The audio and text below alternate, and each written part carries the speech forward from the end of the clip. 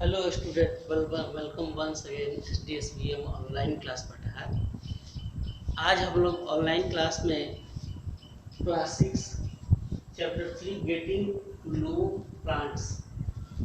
आज हम लोग पौधे की जड़ के विषय में पढ़ेंगे। स्टूडेंट, जड़ बहुत ही इम्पोर्टेंट टॉपिक है, क्योंकि पूरा पौधा उसी पर बेस्ड रहता है, उसी पर खड़ा रहता है, उसी पर से वो अपना जीवन का पोषण करता भी है। जड़ के ही चलते फोटोसिंथेसिस की भी क्रिया होती है।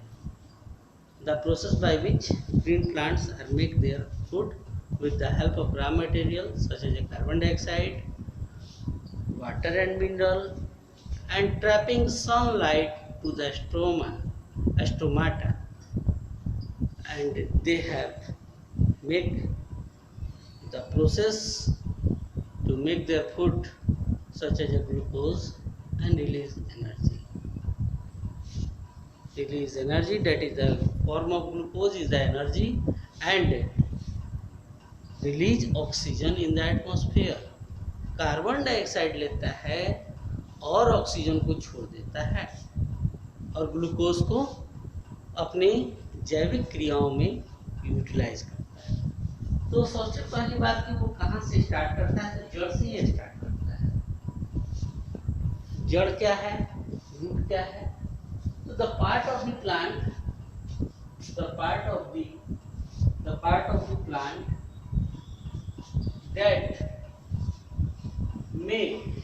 that grow under the ground and takes water and food from the soil is called वह भाग, पौधे का वह भाग जो अंडरग्राउंड रहे, अर्थात जो मिट्टी के अंदर में रहे, और मिट्टी के अंदर में रहने के बाद से वह जो है उसको मिट्टी के अंदर में रहने के बाद, सपोज दैट कि ये मिट्टी है और ये पौधा खड़ा है, लगे हुए हैं, तो ये भाग जो है अंदर में रहता है और इसी से वाटर और मिनरल्स लेता है जो पौधों को फोटोसिंथेसिस में वर्कआउट हो जाता है। तो एक ऐसा भाग पौधे का जो मिट्टी के अंदर में रहे उसे क्या कहते हैं, हम लोग जड़ कहते हैं। So these have the plant stand, इसी के कारण पौधे भी बेसिकली खड़े रहते हैं। And food will be made with the help of the root also. भोजन बनाने में रूट का भी बहुत ज़्यादा योगदान है। अगर रूट ना रहे तो पौधे भोजन नहीं बना पाएंगे सही से, क्योंकि वहीं से वाटर और मिनरल उन लोगों को जाता है। और दूसरी बात ये कि जड़ जो है कितने प्रकार की होती है, तो जड़ें दो प्रकार की होती हैं। एक घुसला जड़ कहलाती है और दूसरा रेशेदार या फिर तंतु जड़ कहलाती है। तो टैप रूट को हम लोग मुसला जड़ कहते हैं। It is the main root of the plant that straight downwards and from which a smaller root grew called tap root। तो मेन रूट, पौधे का मेन रूट, जिससे वह सीधे स्ट्रेट मैनर में रखता है और उससे छोटे मोटे तंतुवत जड़ें निकलेंगी, लेकिन वो जड़ें ना ही रहती, वो रेशे होते हैं, वो समझे।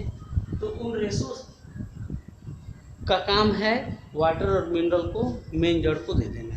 तो बात ये आती है कि these have a vein which grow inside the soil।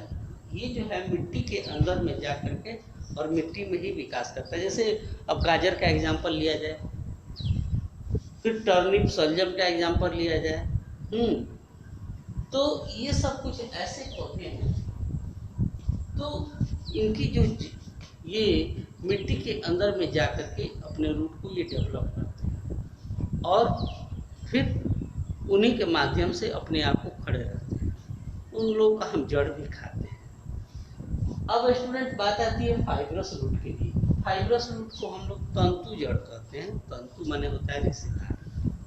Suppose that this is a plant, ये किसी प्रकार का पौधा है इसमें देखो बहुत सी जड़ें निकली हुई हैं।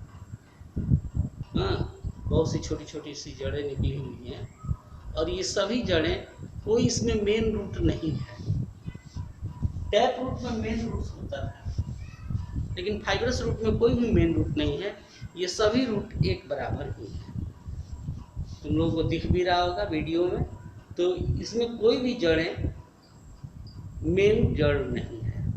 तो अर्थात a root system made up of numerous branching root. तो numerous branching root, this is so it is a numerous and branching root. Lot of the roots, that is the numerous, बहुत ज़्यादा संख्याओं में है। एंड ब्रांचिंग, प्रत्येक का branching हुआ है, देख रहे हो, प्रत्येक का ब्रांचिंग हुआ है। ये प्रत्येक का जो ब्रांचिंग हुआ है, और ब्रांचिंग करने के बाद से मोर और लेस इक्वल, ज़्यादा या उससे कम, ज़्यादा हो या उससे कम हो जाए, इस प्रकार की जड़ों को हम लोग फाइब्रस रूट करते हैं।